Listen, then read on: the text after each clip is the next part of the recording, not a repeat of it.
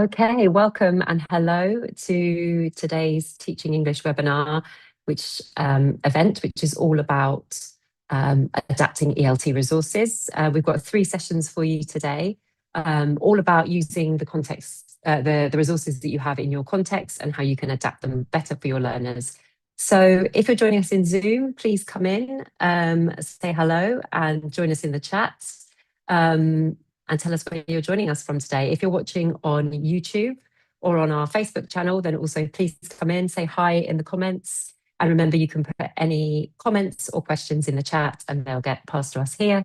If you're joining us on Zoom, you can use the comments for the chat for comments, and you can use the Q&A for any questions that you would like to ask our speakers. So we're about to get started with our first session, which is with Leonardo Dias Lima. Hi, Leo. How are you? Hi, Kath. Doing great. It's great to be here. Yeah, great to have you here. Where are you joining us from? I am in Brazil right now, in the Recife metropolitan area. That's northeast, because Brazil is huge, right? Yeah, right. Yeah. And actually, the name of the city is Olinda. In Portuguese means "oh, beautiful." Yeah. Right. It sounds lovely. All right. It's great to have you here. And you're going to be talking today about personalising materials, which is a topic that is always very interesting to all teachers, I think. So we're about to get started, but before we do that, I'm going to tell the audience just a little bit about you. So as I said, this is Leonardo Marinho Dias Lima. He is a Brazilian ELT educator. He's also a Hornby alumnus and a teacher trainer. And his work focuses on teacher development and practical pedagogy, and also the use of ethical AI in education. He's got a lot of experience as an academic coordinator, and his sort of specialist area really is helping teachers to creatively adapt their curriculum to diverse realities, which is perfect for today's event. So I'm going to hand over to you now, Leo, but I'll be here to help you if you need me during the session. So enjoy the session, everybody, and we'll be back at the end for a Q&A. Okay, over to you, Leo. Thank you, Kath. Thank you so much. And good morning, good afternoon, good evening, wherever you're joining from around the world. It's a pleasure to be here. As Kathy said, my name is Leonardo, but please, I go by Leo, okay, or Leo, if you prefer the Brazilian pronunciation. I'm a teacher trainer from Brazil, as Kathy said, and I'm very happy to be sharing these ideas with you. And I see you hailing from everywhere around the world. It's nice to be here with sharing this moment with fine educators such as yourselves. Thank you for making time in your day to be here. And let me put up my slides. And welcome to Personalising Your Materials, everyone. Okay. And let's take a look at what we'll be covering for this webinar today. So on our plan today, we will cover a few things. First, we'll take a short look at why personalization works. Just a little theory, I promise. I'll keep this very practical, but it's good for us to understand the mindset behind it, behind what we do to personalize our lessons. Then I'll share a very simple framework I developed called Connect, Adapt, and Empower, which I have found to be very useful. We will look at 2 real classroom examples, one that worked well, and unfortunately, the other one didn't turn out to be a good one. We will talk about a practical tool that will help you adapt your lessons, your activities, your tasks more effectively. And at the end, you will try the framework yourself. And as Kath said, we will have some time for your questions at the end. And before we go anywhere, I would love to hear from you. And I want you to think about the activities you thought throughout this week, maybe last week, something that is fresh in your mind. Think about your course book, the materials you use to teach. Okay? And here is the question. What is one word that comes to mind when you think about your course book? Be honest, okay? And I would like to see from the chat what you think. What comes to your mind when you think about your course book?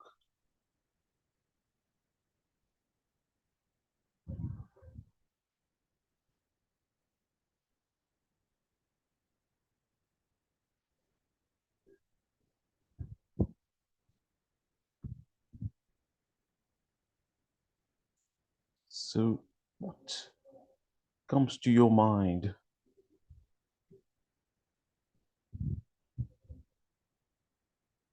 Can you tell me on the chat?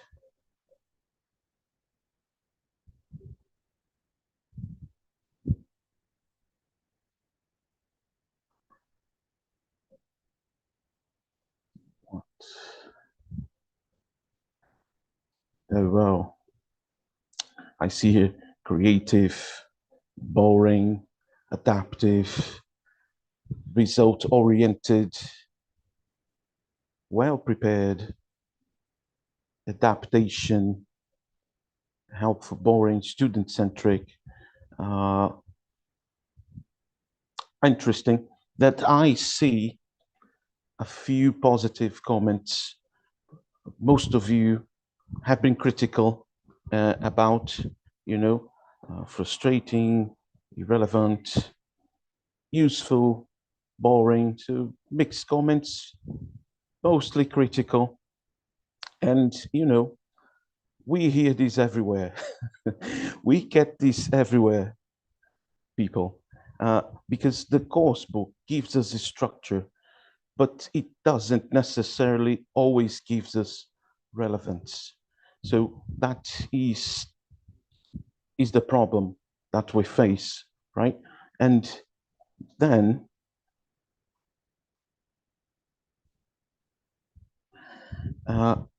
why personalization works. And here is the truth, people.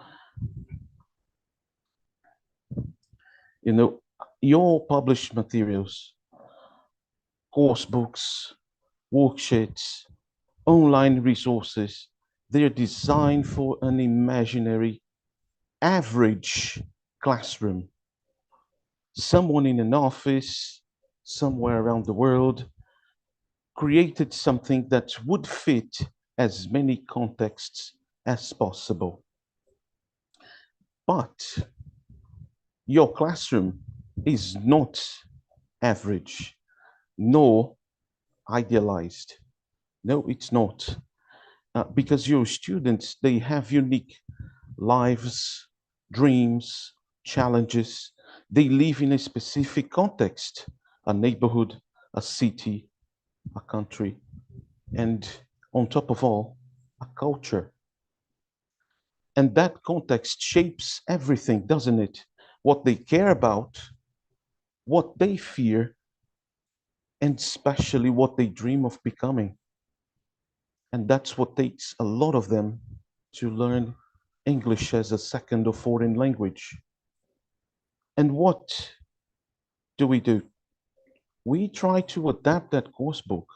We personalize, we make our materials relevant, we make them work for our people, our students.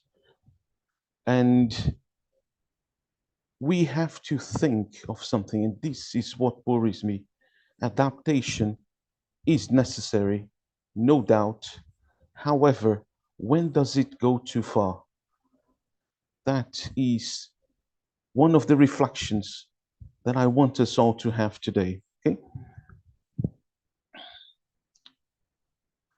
And why does personalization work?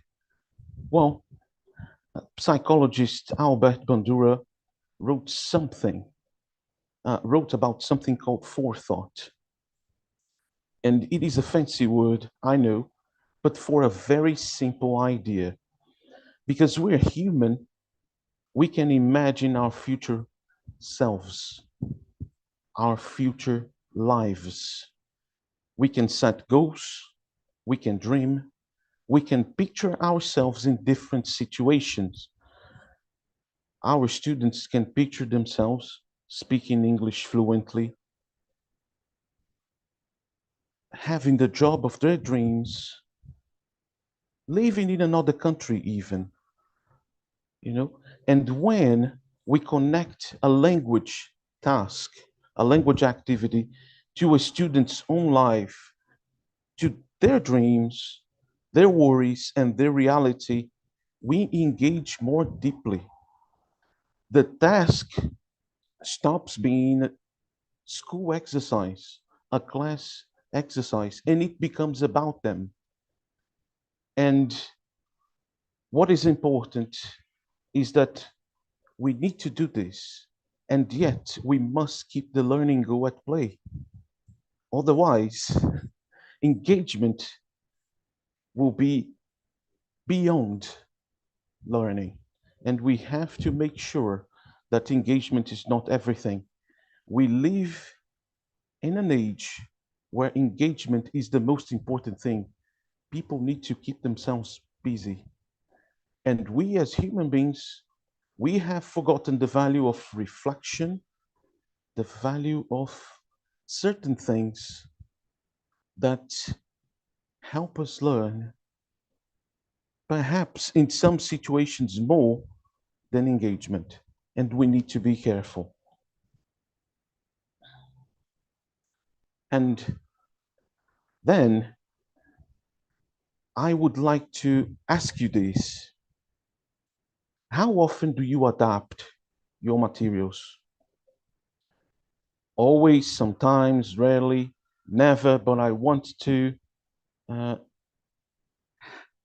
how often do you adapt? So please let me know on the chat.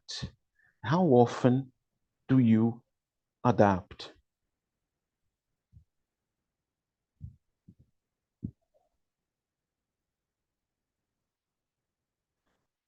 Always, sometimes, most of the times. Always, sometimes, very often. I see that you all adapt a lot. Wow. Most people are used to adapting, right? And I'd like to ask uh, Kath, let me get you. I want to know your experience with this. I'm here. And Kath, how often do you adapt your materials? I mean, I think very often, probably. It depends a little bit on the materials that I have. I saw in the chat that I think it was Sania put when you asked them to describe or what comes to mind when you think of the course book, and she said older than the teacher, and that that's the case with one of the course books that I'm currently using. So in that case, it would be very often. I see. I see. So you're on par with everyone else, basically. Yeah, And looking at the comments, I think a lot of people are saying often yes, because they need because to. yeah, we are teachers, but in the package, we're actors, psychologists, and designers too. That's right. Yeah. So yes, thank you, Kath. Lovely, No worries. lovely, lovely. So lovely. Thank you all for answering that. Uh, and most of you do it a lot, you know. So I think that the question here is not whether we adapt. Most of us have been doing this quite consistently and often. The question is, how do we adapt, and perhaps what we should take into consideration when we do so. And here is a very simple framework I developed through my own teaching and teacher training that I found to be very useful. This is just a mindset that helps me think about my students when I plan their lessons, tasks, and activities, and to think about them to shape these opportunities for them to learn. So here we have it, uh, three simple steps, right? Connect, link to your student's world, adapt. We change a few elements, not everything, okay? We change a few because changing everything may be risky, and we will talk about it. And empower, give students choices to make, okay? Very basic, very simple. Let's see how it works, okay? And this was real, okay? This is from a real experience, okay? Uh, Let me show you how this works in practice. The original activity from a course book, it's a real activity, since write about a traditional British breakfast, okay? And we can do a wonderful job. We can pre-teach everything, as you see in that lovely image right there on the right-hand side. Still, do they know what a real British breakfast sounds like? For some of our students, depending on where you are around the world, this may be their first time hearing about British breakfast. They have no clue, no experience on what it is. So then what we can do? Well, one of the things that I've done, and some I've observed other teachers doing it, is that they have adapted. They asked, and I have asked you, okay, what do you eat for breakfast at home? That's just to get them started, because suddenly they talk, they become the experts, they have something to say, and they're describing their own reality, you know. So then we can adapt, okay? We can, instead of going straight from to British breakfast, okay, from British breakfast to breakfast in my culture, they will talk, and then they can compare, they can find elements in common, they can find different things, okay? And after the writing task, after that written task, I asked them to have a little post task activity. They were speaking on their breakfast in their culture. They would choose one breakfast food from their culture to share to a partner and explain why they chose it. And this was very interesting because it took them from their cultures to British breakfast, and then they had a chat uh, about something in their culture they chose to talk about to someone. So all of a sudden, they had a choice, they had a reason to speak, and they had an audience, even someone to talk to. It's the same skill, was written activity, but it's now about the students. You see how it makes a difference. Just a simple thing may make a lot of difference. And looking at the three steps, okay, connect, adapt, and empower. Chat, could you please tell me which one feels easiest for you right now? And which one feels hardest of these three steps? Which one is the easiest?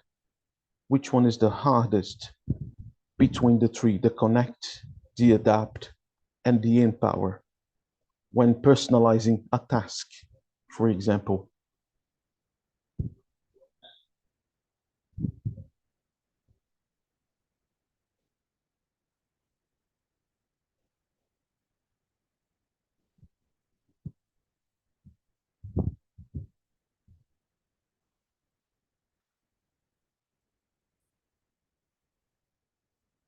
I see a lot of people are between connect and empower.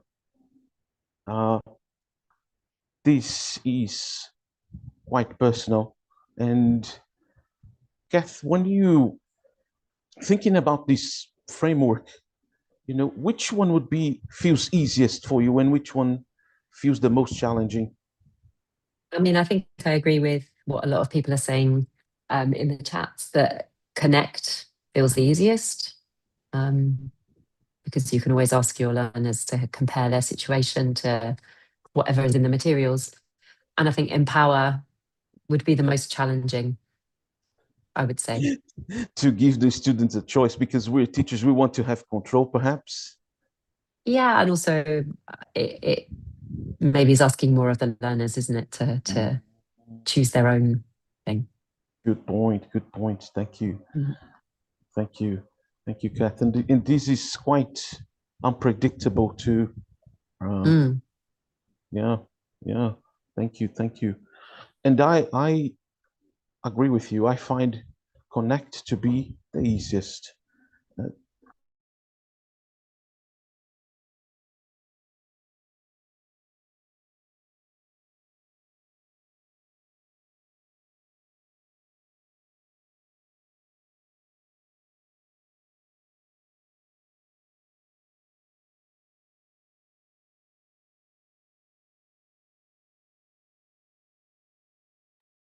Hi, Leonardo. Hi, Leo. I think you've frozen. I don't think it's just me. Okay, everybody, we'll just see if we can get Leo back. It looks like his connection may have frozen. Let's just see if we can try to get him back. In the meantime, you can keep here on Zoom answering the question in the chat. So which of these steps feels the most challenging and which feels the easiest for you? Okay, it looks like we've lost, I think we've lost Leo. Maybe his connection has broken from Brazil. This sometimes happens on these live events. We'll see if we can get him back. And then we'll hopefully get back to you as soon as we can. I'm just having a look in the chat. A lot of people are agreeing with what he was saying and saying that the most difficult is to empower and the easiest is perhaps to connect. Okay. Let's see if we can get him back. I'm going to see if we can keep the chat going a little bit. Okay, Pinzaro is saying easy connect, most difficult is to empower. Okay, here we've got, there we go, there's Mel. Thanks, Mel. We've got the PowerPoint back. If you could just share it full screen, Mel, so we can see it. Oh, it's gone again. There we go. Okay. So yes, we're going to see if we can get Leo back. But in the meantime, we can just reflect a little bit on this. So for example, connecting, in this case, would be relating what you're seeing in your materials to your students' world. Somebody was asking on Facebook, this is somebody called Aisha, was asking on Facebook, what do we mean by materials in this context?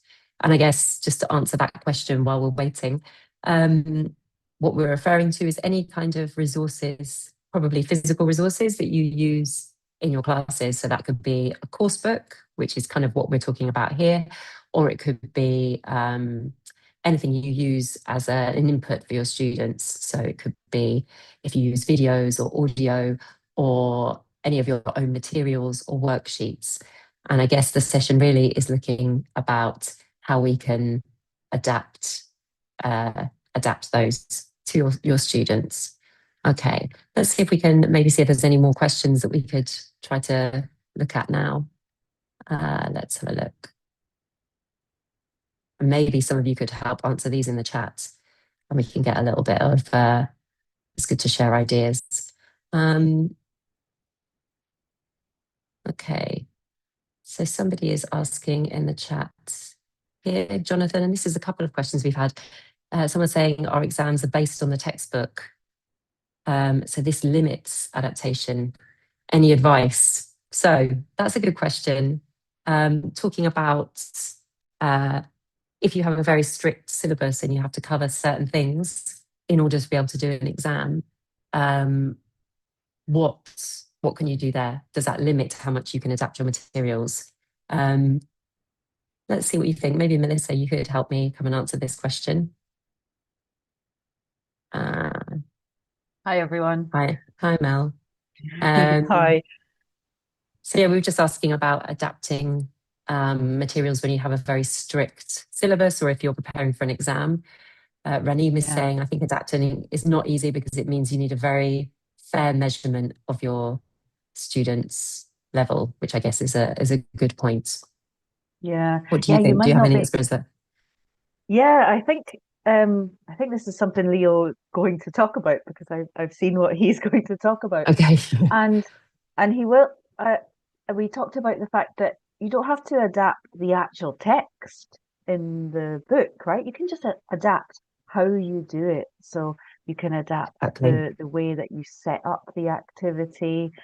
Maybe instead of individual, it's pairs and it has more speaking. That's something I do quite a lot, actually. I add a bit more speaking by putting a bit more pair activity in. How about you? Yeah, I think also if you're preparing for an exam and you're studying, I don't know, a certain grammar point or a certain vocabulary set, then you can try and just have a very simple speaking activity where you're asking students to discuss things about their own lives using that language. So it's just a way of practicing the language they're going to need, but in a way where they're kind of applying it to themselves or talking about themselves, getting them talking about things that they know about and are interested in. So I think that's the sort of a nice way to do it. The example about the breakfast, I can go on to that slide. That has come up in kind of standard exams for my students, and they don't know any of these words. He's absolutely right. They don't know these words, and they actually don't know how to say the breakfast words in one of their home languages, which for my students it's Spanish or Basque. They don't know how to say those in English because no one's ever told them. Yeah. Well, I think also this kind of activity is a good example of, you're teaching about what a British breakfast is, but as Leo said, a lot of people may not have any experience of ever seeing this. They might not even eat some of these foods. I mean, baked beans is a very sort of, I'm from the UK, that's a very British food. It's not even necessarily available in other countries. And so also the question you can also ask about this is this really useful language for students? And in many cases, it probably isn't, and you might want to skip it. Hey, Leo, we've got Leo back. How are you? Sorry about that. No problem. It's good to have you back. I think you lost your connection there for a short while. I did for a few minutes. I was desperate. Oh dear, it's a stressful situation. This is what happens with live events. Thanks, Mel. Okay. Are you ready? Are you okay to carry on? Yes, I am. Perfect. We've had lots of people answering your question in the chat, and people are saying welcome back. So I'm going to hand over to you and we can continue. Sure.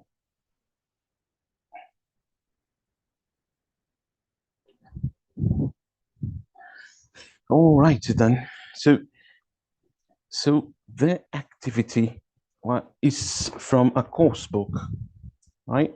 So it was interesting. So this activity was a class observation. I observed some teachers delivering this lesson, and we based our activity on this. Okay, the original task was to choose furniture for a character's bedroom. The character was called Sarah. Okay, she had a budget, she had a job, and she had a few personal details, not much. Okay, and what do students do with this task? Supposedly, they have to analyze Sarah's needs, they prioritize items, they justify their choices, and they may say, oh, she needs a desk because she works from home. She also wants a big wardrobe, stuff like that. The task works. The students learn the vocabulary, the thinking is there, but engagement is just okay, I would say. Not great, not terrible, just okay. Students complete the task, but they do not own it. It's about Sarah, not about their lives. We made a small change,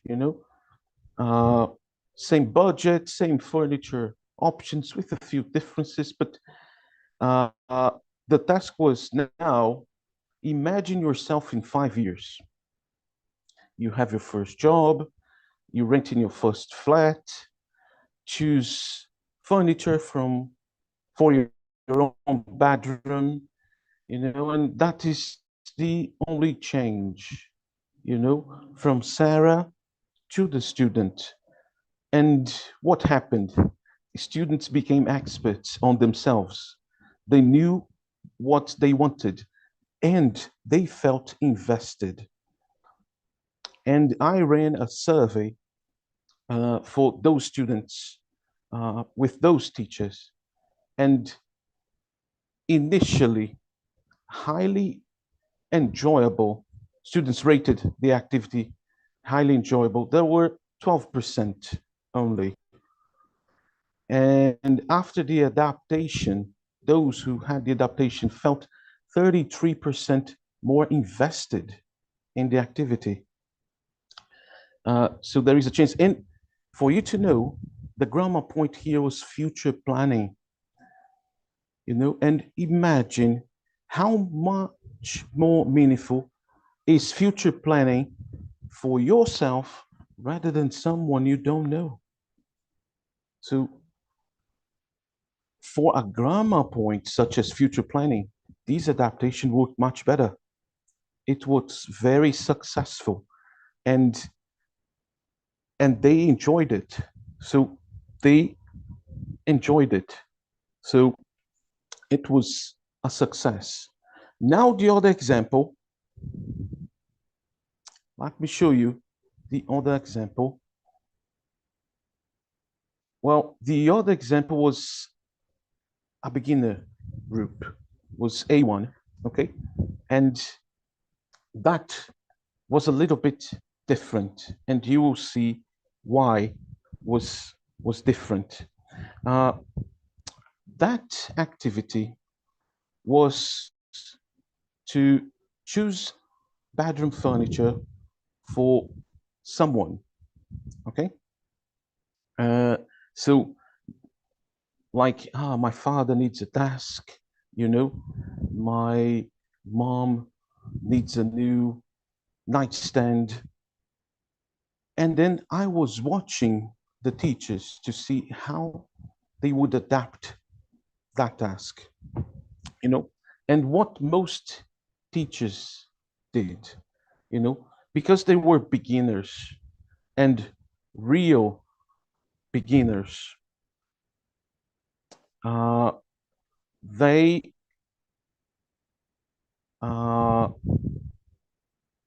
they changed to first person, aiming for more engagement. So instead of saying he needs a desk, she needs a wardrobe, students, they were saying things like, oh, I need a desk, I need a coffee table, I need a new bed, you know. So that's what they were doing. And that was seen as okay by the teachers until we met after that class that I watched it. And when I asked them, why the adaptation? Because I always ask, you know, and they told me, well, I needed them to feel more invested, to feel more engaged, you know. But the problem that I shared with them was that, you know, I understand the instinct. I really do. We all have done it. We see students losing interest. We want to make them up. We try to make the task easier, more digestible in a way, you know, and then we do it. However, we need to reflect on a couple of things here that happen, especially with this second activity. And this is what happened. Okay. For the intermediate, it worked well because the lesson was on future planning. So the engagement was much higher after the adaptation because, look, if I'm talking about future planning, what will be easier and more engaging, to do my planning or to plan for someone else? So that was a very good shift, and it is reflected on the results of the activity. However, for the beginner lesson, something happened, you know, third person practice was lost, and that can have an impact for the student's future, can't it? Because we are talking about third person. The student will need to reflect on other things different than himself or herself, themselves. Right? Adaptation went too far in this case. And personalization is not wrong, okay? But we must ask, what is the learning goal? If adaptation takes it away, we do have a problem, a huge problem. So it's not engagement at all costs. This is what I want to tell you. We do need to keep learning at play, you know, and this age we live demands for engagement, screen exposure, the instant capability we have of communicating, of doing things. These demands high engagement. However, that cannot be placed above learning, and in our case, above the learning goal. So we need to be careful about this because engagement can implicate some costs that will be high to our classes and to our students' learning too. And I want to talk about this. I want to talk about what has been lost, especially in the second adaptation, the second personalization example. First was linguistic loss.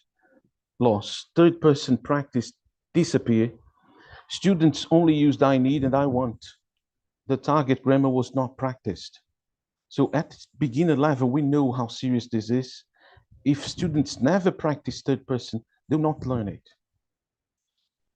It's not going to happen. They need practice from the start.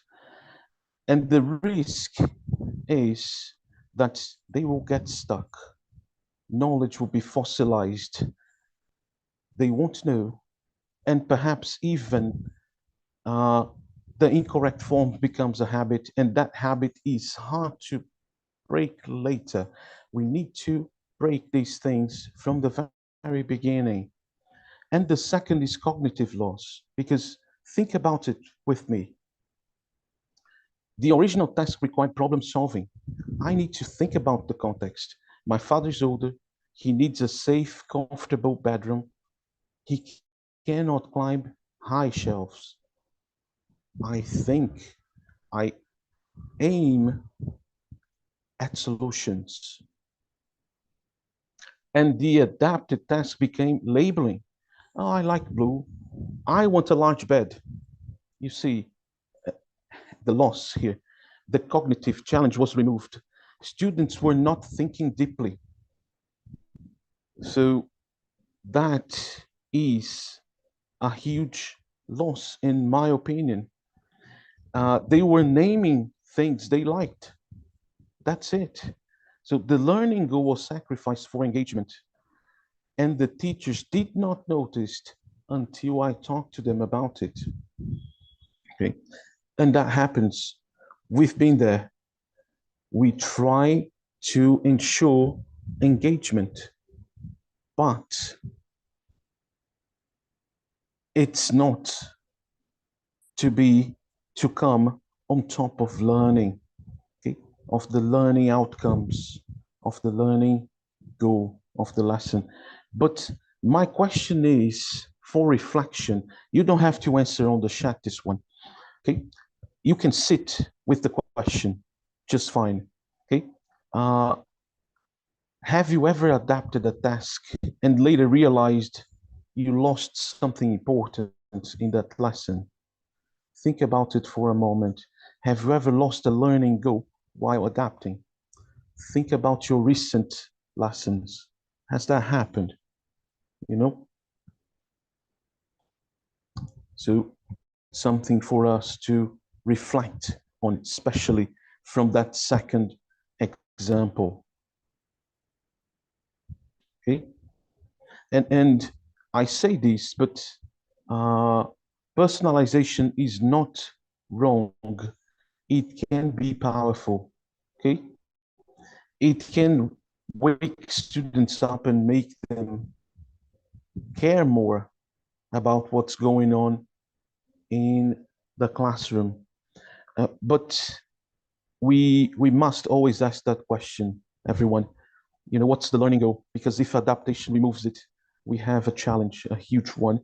And this one is something that we can avoid, okay? And that problem, you know, when we remove the learning goal, will not show up in a smiley feedback form.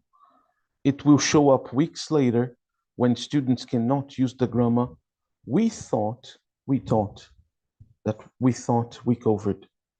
but sometimes we get lost, right? But I want to hear from you. Think of a lesson you thought recently or one that's coming up soon. Either way, okay? Think about that for a moment, you know? And what is one learning goal you would never sacrifice in an adaptation for this lesson? This previous lesson or this lesson to come, okay? Think of one learning goal that you would not sacrifice at all, okay? And I'll be reading the chat, you know? What is the learning goal that you're not sacrificing at all, okay, in adaptation for this lesson you were thinking about, okay? What is it? Critical thinking, accuracy in grammar, inclusion, grammar, fluency. grammar, critical thinking, okay, the main learning objective, grammar. Think about the lesson specific, okay, phonics, grammar fluency, involvement of students. Lovely, lovely. Pronunciation, past tense, question formation, present perfect, critical thinking, all essential. All essential, no doubt. Okay? No doubt about that. No doubt. Now let me show you a way to keep the learning go and yet being able to personalize.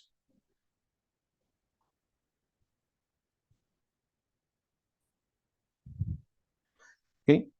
You can keep the learning go, you can keep the cognitive challenge and add personal meaning without removing the structure. Like that activity, you keep the third person, you know, and use a character that students care about, you know, someone from their lives, you know. So use the framework, connect, adapt, empower, you know. So connect with them, adapt the activity to the reality, and give them a choice so they can talk about someone they care about. Give them that choice, you know. And something that we should think about when we do this, we do not think only about the future self. We think about the context because there is a road that takes people to their future selves. But we ought to remember it's the student's journey. It's not our journey. We've been successful in this journey. We teach the language. This is a remarkable way to show that we've succeeded, but it's their journey. So background knowledge is foundational to learning, and I'm talking about their foundational knowledge, what they know, what they bring from their context, you know, because the journey is theirs. We may show them the bridge, but they are the ones crossing it from where they are to their future selves. Okay? And that includes the learning pathway they have ahead. Okay? So background knowledge is foundational to learning. And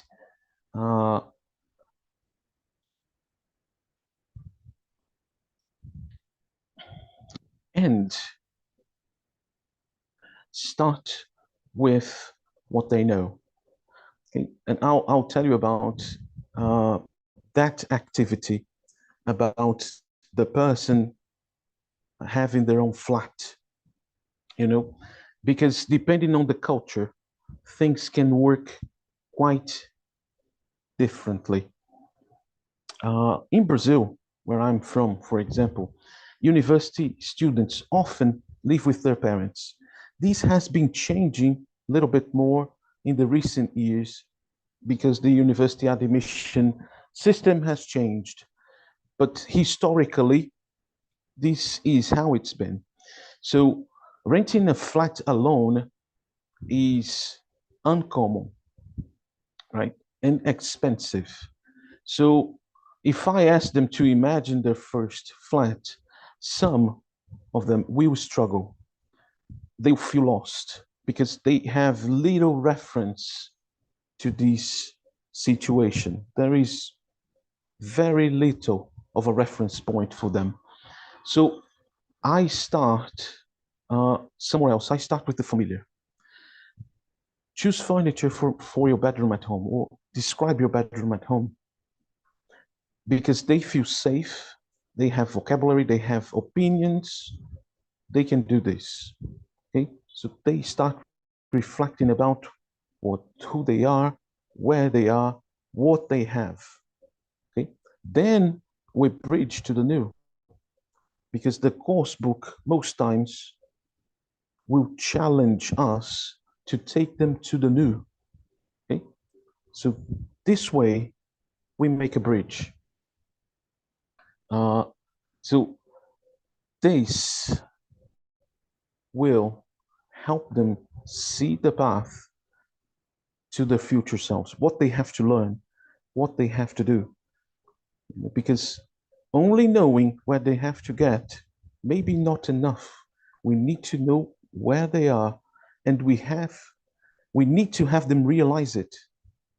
Okay, it's very important to adapt a lesson.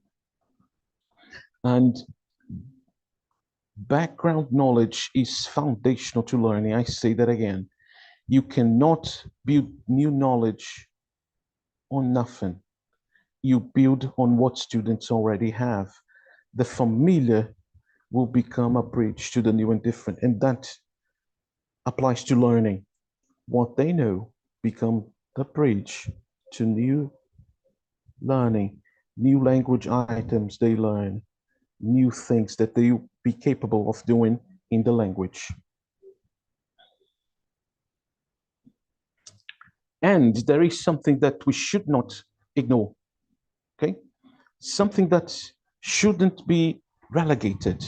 We do need to pay attention to this, okay? So what if a student's identity is shifting? What I mean by this is, what if they're moving away from their home culture? What if they do not relate to the familiar scenario anymore? What if they don't think it's cool? That may happen.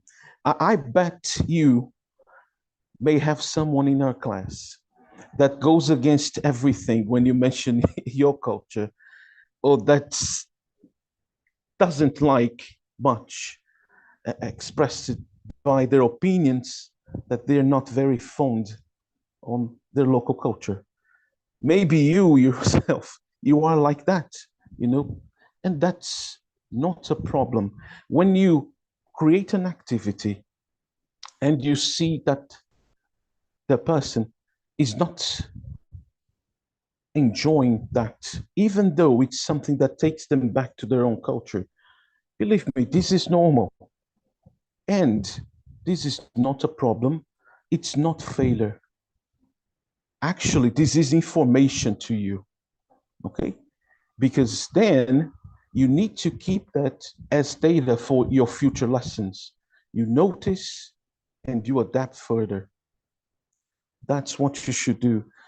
So at some moments, maybe you see that your students, they will demonstrate that they're not enjoying it, okay?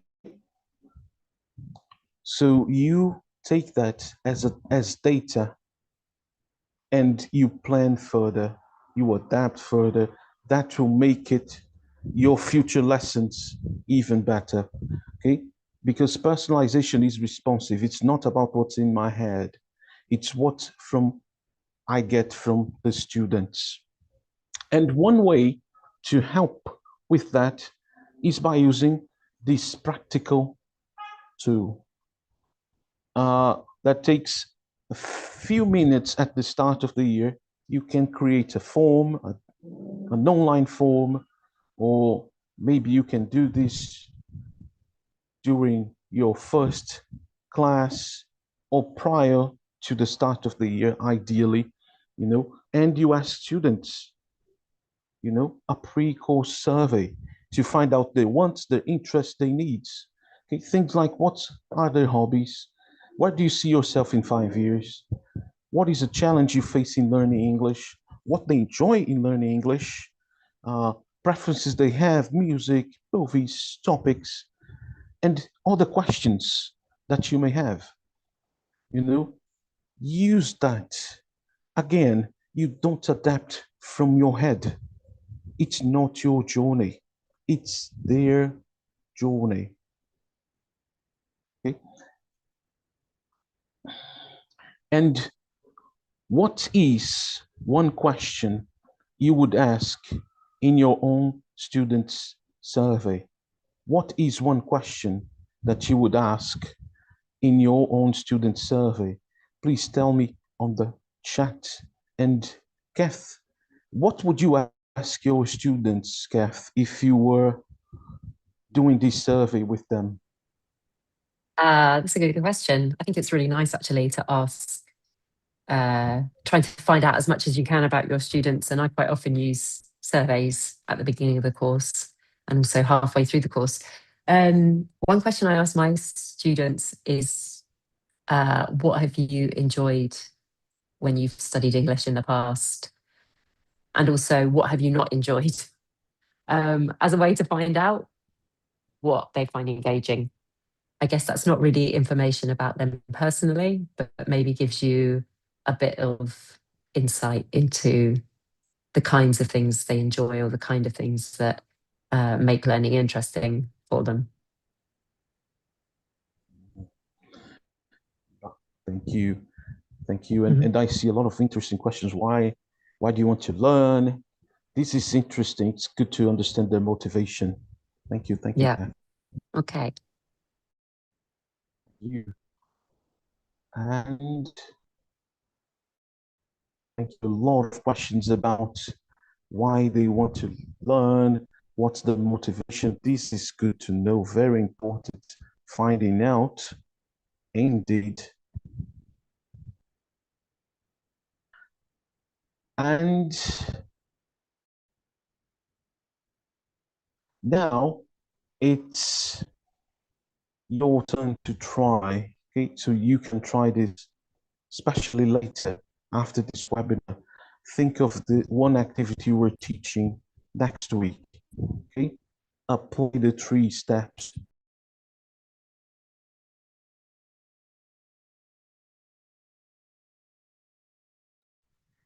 Oh no, it seems like we have lost Leo again. So I'm really sorry about that. This is what happens with live events. Let's see. Are you there, Leo? I think you might be back. You're back. Yes. There we go. Okay. Well, maybe just for the last part of the session, this might be a good time while we still have you to move to the Q&A, because we've got quite a lot of questions in the chat. Is that okay for you? Yes, absolutely. Right, perfect. Okay, let's have a look. Okay, so this was the final thing to get people to think about in the chat. That's great. Okay, so if you want to stop sharing now, Leo, and we can take a few of these questions. Sorry about that. That's fine, that's great. I think more than questions, we had a few comments, quite a few comments on Facebook when you were talking about engagement and kind of losing the learning goals. And Lydia said, it's the first time I'm putting a name to it, sacrificing learning goals for engagement. And Alessandra said, thanks for inviting this reflecting opportunity. I think this happened to me several times, and often I only realised after the lesson.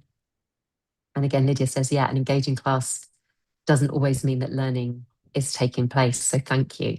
So I think there you kind of hit on something that happens quite a lot when we're personalising materials and we kind of lose our way and forget what it is we're actually wanting to teach. So I think that was a good point for a lot of people. Okay, we've got some other questions in the chat. One of them here on Zoom is from Prahalad. I hope I'm pronouncing that correctly.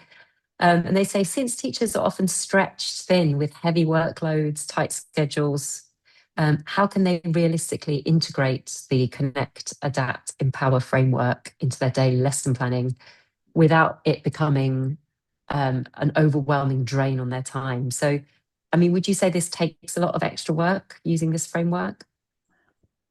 I wouldn't, especially because if you do the survey before, that will help you lots. You'll gain a lot of time.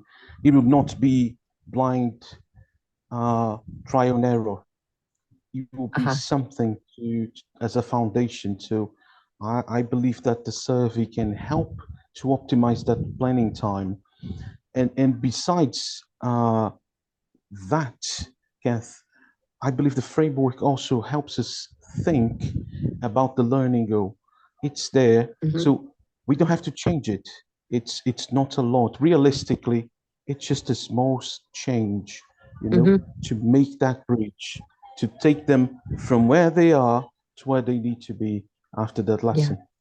That's great. Okay, that's brilliant. I'm afraid we have run out of time. I know we lost you there for a little bit, but I'm glad we got you back for the end, Leo. So please stay with us, the rest of you. Thanks very much for that session and all those great ideas. And I think people can take those away and try to put them into practice. You're actually going to be coming back to join us for a live Facebook Live Q&A on the 22nd of May, together with Omar, who is going to be giving our next session today. So it would be great if people could go away, try some of these activities, try this framework, and then come back and you'll have the opportunity to ask Leo questions or comments then. So thanks very much for that. As I said, we'll be coming back in about 15 minutes for our second session today, which is about strategies for diverse classrooms. So please stay around for that. Thanks very much to Melissa on Zoom and also to Naomi on Facebook for moderation, and everybody for their comments and contributions. And thanks again to you, Leo. And we'll be back in around 15 minutes. So thanks for that. See you later. Bye-bye.